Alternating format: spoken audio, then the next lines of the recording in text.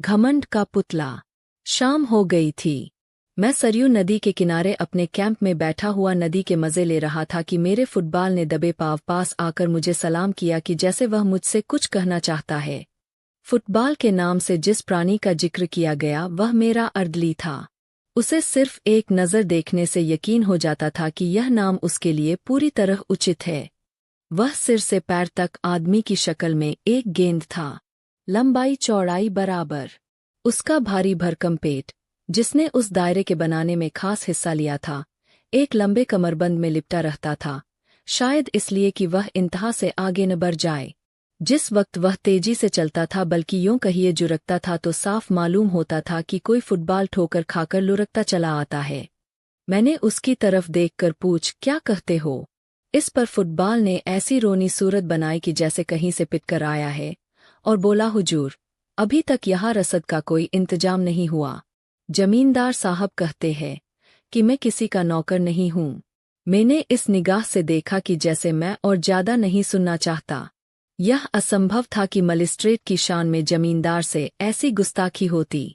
यह मेरे हाकिमाना गुस्से को भड़काने की एक बदतमीज कोशिश थी। मैंने पूछा, जमींदार कौन है? फुटबॉल की बौंछें खिल गईं। बोला, क्या कहूँ, कुंवर सज्जन सिंह। हुजूर, बड़ा रीठ आदमी है। रात आई है और अभी तक हुजूर के सलाम को भी नहीं आया। घोड़ों के सामने न घास है न दाना। लश्कर के सब आदमी भूखे बैठे हुए हैं। मिट्टी का एक बर्तन भी नहीं भेजा। मुझे जमींदारों से रात दिन साबका रहता था, मगर यह शिकायत कभी सुनने में नहीं आई थी। इसके विपरीत वह मेरी खातिरतवाजों में ऐसी जौफिशानी से काम लेते थे जो उनके स्वाभिमान के लिए ठीक न थी। उसमें दिल खोलकर आतिथ्य सत्कार करने का भाव तनिक भी न होता था। न उसमें शिष्टाचार था, न वैभव का प्रदर्शन जो ऐब है। इसके बजाय वह बेजा रसूख की फिक्र और स्वार्थ की हवस साफ दिखाई देती भी, और इस रसूख बनाने की कीमत काव्योचित अतिशयोक्ति के साथ गरीबों से वसूल की जाती थी, जिनका बेकसी के सिवा और कोई हाथ पकड़ने वाला नहीं। उनके बात करने के रंग में वह मुलामियत और आजिजी बरती जाती थी जिसका स्वाभिमान से बैर है। और अक्सर ऐसे मौके आते थे जब इन खातिरदारियों से तंग होकर दिल चाहता था कि काश इन खुशामदी आदमियों की सूरत न देखनी पड़ती। मगर आज फुटबॉल की जुबान से यह कैफियत सुनकर मेरी जो हालत हुई, उसने साबित कर दिया कि रोज रोज की खातिरदारियों और मीठी मीठी बातों ने मुझ पर असर किए बिना नहीं छोड़ा था।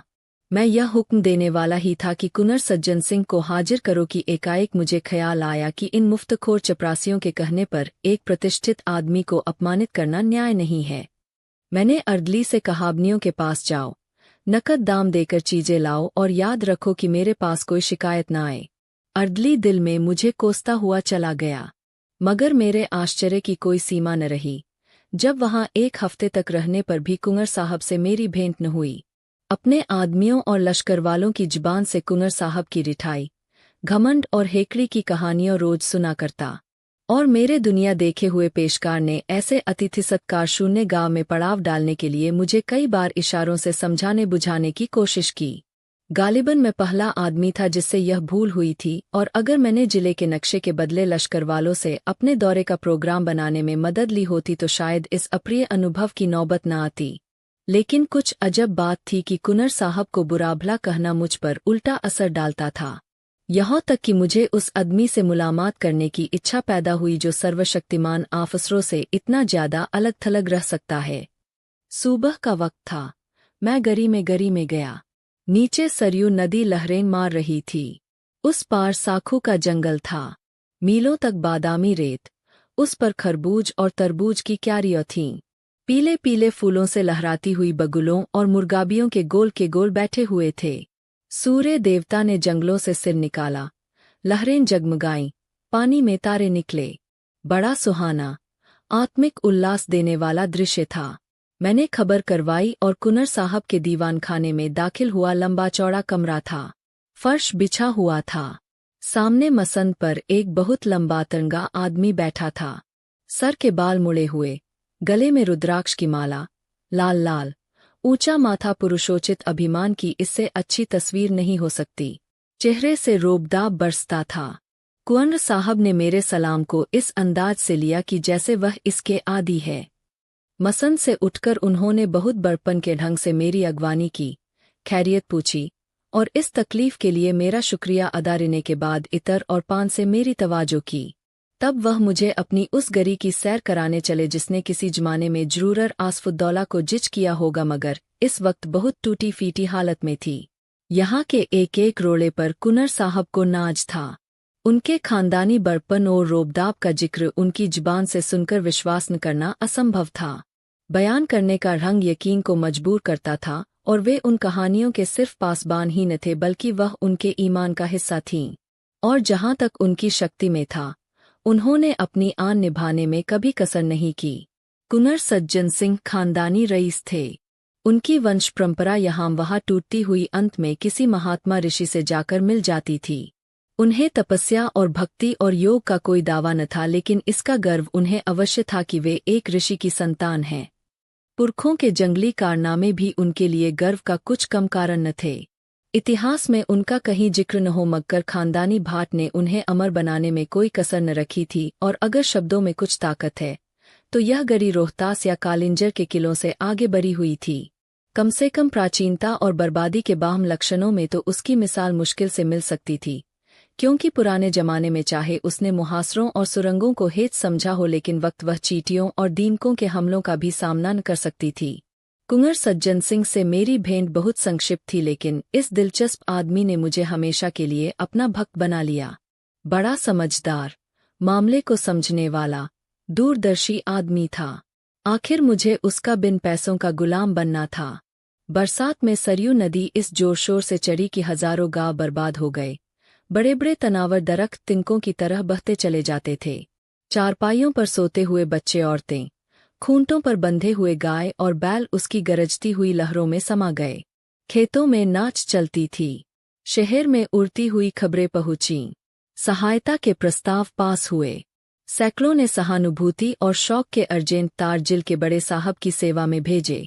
टाउनहॉल में कौमी हमदर्दी की पुरशोर सदाएं उठीं और उस हंगामे में बार पीड़ितों की दर्द भरी पुकारें दब गईं। सरकार के कानों में फरियाद पहुंची।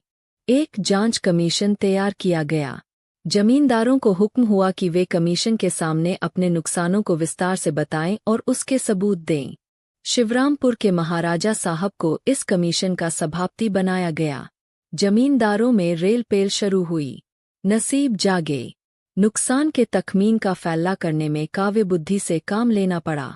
सुबह से शाम तक कमीशन के सामने एक जमघट रहता। ऑनरेबल महाराजा साहेब को सांस लेने की फुर्सत न थी। दलील और शहादत का काम बात बनाने और खुशामद से लिया जाता था। महीनों यही कैफियत रही। नदी किनारे के सभी जमींदार अपने नुकसान की फरियादें पेश कर गए। अगर कमीशन से किसी को कोई फायदा नहीं पहुंचा तो वह कुंवर सज्जन से हम थे। उनके सारे मौजे सरयू के किनारे पर थे और सब तबाह हो गए थे। गरी की दीवारें भी उसके हमलों से न बच सकी थीं, मगर उनकी जबान ने खुशामद करना सीखा ही न था और यहाँ उसके बगैर रसाई मुश्किल थी। चुनाचे वह कमीशन के सामने न आ सके। मियाद खत्म होने पर कमीशन ने रिपोर्ट पेश की। बाढ़ में डूबे हुए इलाकों में लगान की आम माफी हो गई। रिपोर्ट के मुताबिक सिर्फ सज्जन सिंह वह भाग्यशाली जमींदार थे जिनका कोई नुकसान नहीं हुआ था। कुंवर साहब ने रिपोर्ट सुनी, मगर माथे पर बल न आया। उनके आसामी गरी के सहन में जमा थे। यह हुक्म सुना तो रोने धोने लगे। तब कुंवर साहब उठे और बुलंद आवाजों में बोले, मेरे इलाके में भी माफी है, एक कौड़ी लगान न लिया जाए। मैंने यह वाकया सुना और खुद ब खुद मेरी आंखों से आंसू टपक पड़े। बेशक यह वह आदमी है जो हुकूमत और अख्तियार के तूफान में जड़ से उखड़ जाए मगर झुकेगा नहीं। वह दिन भी याद रहेगा जब अयोध्या में हमारे जादूसा करने वाले कवि शंकर को राष्ट्र की ओर से बधाई देने के लिए शानदार जलसा हुआ। हमारा गौरव, हमारा जोशीला शंकर यूरोप और अमेरिका पर अपने काव्य का जादू करके वापस आया था। अपने कमालों पर घमंड करने वाले यूरोप ने उसकी पूजा की थी। उसकी भावनाओं ने ब्राउनिंग और शेली के प्रेमियों को भी अपनी वफा का पाबंद न रहने दिया। उसकी जीवन सुधा से यूरोप के प्यासे जी उठे। सारे सभ्य संसार ने उसकी कल्पना की उड़ान के आगे सिर झुका दिए। उसने भारत को यूरोप की निगाहों में अगर ज्यादा नहीं तो यूनान और रोम के पहलू में बिठा दिया था। जब तक वह यूरोप में रहा, दैनिक अखबारों के पत्रे उसकी चर्चा से भरे रहते थे। यूनिवर्सिटियों और विद्वानों की सभाओं ने उस पर उपाधियों की मूसलाधार वर्षा कर दी। सम्मान का वह पदक जो यूरोप वालों का प्यारा सपना और जिंदा आरजू है। वह पदक हमारे जिंदादिल शंकर के सीने पर शोभा दे रहा था और उसकी वापसी के बाद उन्हीं राष्ट्रीय भावनाओं के प्रति श्रद्धा प्रकट करने के लिए हिंदुस्तान के दिल और दिमाग अयोध्या में जमा थे। इसी अयोध्या की गोद में श्री रामचंद्र खेलते थे और यही उन्होंने वाल्मीकि की जादूभरी लेखनी की प्रशंसा की थी। उसी अयोध्या में हम अपने मीठे कवि शंकर पर अपनी मोहब्बत के फूल चढ़ाने आए थे। इस राष्ट्रीय कतव्य में सरकारी हुक्काम भी बड़ी उदारतापूर्वक हमारे साथ सम्मिलित थे। शंकर ने शिमला और दार्जिलिंग के फरिश्तों को भी अयोध्या में खींच लिया था। अयोध्या को बहुत इंतजार के बाद यह दिन देखना नसीब हुआ। जिस वक्त शंकर ने उस विराट पंडाल में पैर रखा, हमारे हृदय राष्ट्रीय गौरव और नशे से मतवाले हो गए। ऐसा महसूस होता था कि हम उस वक्त किसी अधिक पवित्र, अधिक प्रकाशवान दुनिया के बसने वाले हैं। एक क्षण के लिए अफसोस है कि सिर्फ एक क्षण के लिए अपनी गिरावट और बर्बादी का ख्याल हमारे दिलों से दूर हो गया। जय जय की आवाजों ने हमें इस तरह मस्त कर दिया जैसे महुअर नाग को मस्त कर देता है। एड्रेस पढ़ने का गौरव मुझको प्राप्त हुआ था। सारे पंडाल में खामोशी छाई हुई थी। जिस वक्त मेरी जबान से यह शब्द निकले, राष्ट्र के नेता, ए हमारे आत्मिक गुरु, हम सच्ची मोहब्बत से तुम्हें बधाई देते हैं और सच्ची श्रद्धा से तुम्हारे पैरों पर सिर झुकाते हैं। यकाएक मेरी निगाह उठी और मैंने एक हृष्टपुष्ट हैकल आदमी को ताल्लुकेदारों की कतार से उठकर बाहर जाते देखा। यह कुंवर सज्जन सिंह थे। मुझे कुंवर साहब की यह बेमौका हरकत, जिसे अशिष्टता समझने में कोई बाधा नहीं है, बुरी मालूम हुई। हजारों आंखें उनकी तरफ हैरत से उठीं। जलसे के खत्म होते ही मैंने पहला काम जो किया वह कुंवर साहब से इस चीज के बारे में जवाब तलब करना था। मैंने पूछा, क्यों साहब, आपके पास इस बेमौका हरकत का क्या जवाब है? सज्जन सिंह ने गंभीरता से जवाब दिया, आप सुनना चाहे तो जवाब हूँ। शौक से फरमाइए। अच्छा तो सुनिए। मैं शंकर की कविता का प्रेमी हूँ। शंकर की इज्जत करता हूँ। शंकर पर गर्व करता हूँ। शंकर को अपने और अपनी कौम के ऊपर एहसान करने वाला समझता हूँ, मगर उसके साथ ही उन्हें अपना आध्यात्मिक गुरु मानने या उनके चरणों में सिर झुकाने के लिए तैयार नहीं हूँ। मैं आश्चर्य से उसका मुंह ताकता रह गया। यह आदमी नहीं, घमंड का पुतला है। देखें यह सिर कभी झुकता या नहीं। पूर्णमासी का पूरा चांद सरयू के सुनहरे फर्श पर नाचता था और लहरें खुशी से गलू मिल मिलकर गाती थीं। फागुन का महीना था। पेड़ों में कोपले निकली थीं और कोयल कूकने लगी थी। मैं अपना दौरा करके सदर लौटता था। रास्ते में कुंवर सज्जन सिंह से मिलने का चाव मुझे उनके घर तक ले गया, जहां अब मैं बड़ी बेतकल्लुफी से जाता आता था। मैं शाम के वक्त नदी की सैर को चला।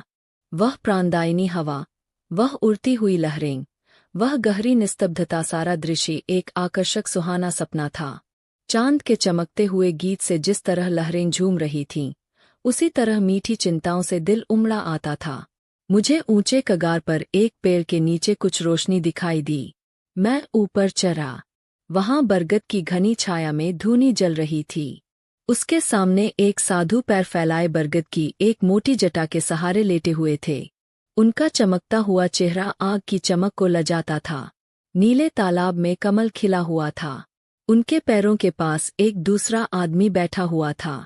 उसकी पीठ मेरी तरफ थी। वह उस साधु के पैरों पर अपना सिर रखे हुए था, पैरों को चूमता था और आंखों से लगता था। साधु अपने दोनों हाथ उसके सिर पर रखे हुए थे कि जैसे वासना धैर्य और संतोष के आंचल में आश्रय ढूंढ रही हो। भोला लड़का माँ बाप की गोद में आ बैठा था। एकाएक वह झुका हुआ सर उठा और मेरी निगाह उसके चेहरे पर पड़ी। मुझे सकतासा हो गया। यह कुंवर सज्जन सिंह थे। वह सर जो झुकना न जानता था, इस वक्त जमीन छू रहा था। वह माथा जो एक ऊंचे मनसबदार के सामने न झुका, जो एक प्रतानी वैभवशाली महाराज के सामने न झुका, जो एक बड़े देशप्रेमी कवि और दार्शनिक के सामने न झुका, इस वक्त एक साधु के कदमों पर गिरा हुआ था। घमंड, वैराग्य के सामने सिर झुकाए खड़ा था। मेरे दिल में इस दृश्य से भक्ति का एक आवेग पैदा हुआ। आंखों के सामने से एक पर्दासा हटा और कुंवर सज्जन सिंह का आत्मिक स्तर दिखाई दिया। मैं कुंवर साहब की तरफ से लिपट गया और बोला, मेरे दोस्त, मैं आज तक तुम्हारी आत्मा के बड़पन से बिल्कुल बेखबर था। आज तुमने मेरे हृदय पर उसको अंकित कर दिया कि वैभव और प्रताप, कमाल और शोहरत यह सब घटिया चीजें हैं, भौतिक चीजें हैं। वासनाओं में लिपटे हुए लोग इस योग्य नहीं कि हम उनके सामने भक्ति से सिर झुकाएं। वैराग्य और परमात्मा से दिल लगाना ही वे महान गुण हैं, जिनकी ड्योरी पर बड़े बड़े वैभवशाली और प्रतापी लोगों के सिर भी झुक जाते हैं। यही वह ताकत है जो वैभव और प्रताप को, घमंड की शराब के मतवालों को और जड़ाऊ मुकुट को अपने पैरों पर गिरा सकती है। तपस्या के एकांत में बैठने वाली आत्माओं, तुम धन्य हो कि घमंड के पुतले भी पैरों की धूल को माथे पर चराते हैं।